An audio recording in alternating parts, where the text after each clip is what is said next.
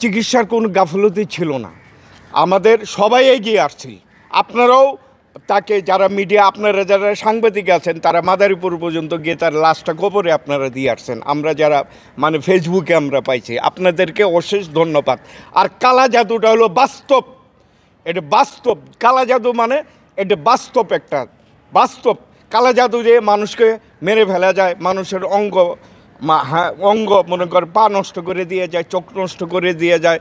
কালা জাদু হলো বাস্তব, তাকে কালা জাদু দিয়েই মেরে ফেলা হয়েছে। এবং সে মরার 5-6 দিন আগে মনে বলছে, শিল্পী সমিতির যারা আছেন সবাইকে বলছে যে আমাকে কালা জাদু করছে।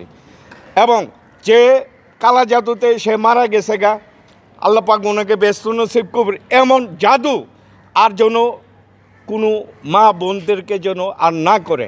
আরেকটা কথা বলি, যে তার স্বামীকে টাকা দিয়ে সে মনে করেন বিদেশ, মানে তার টাকায় সে বিদেশে, অথচ দেখেন চোখ পাল্টি। এবং এই চিত্রনায়িকাটা তামিম শোভা ধুকে মারা গেল, কষ্টে মারা গেছে।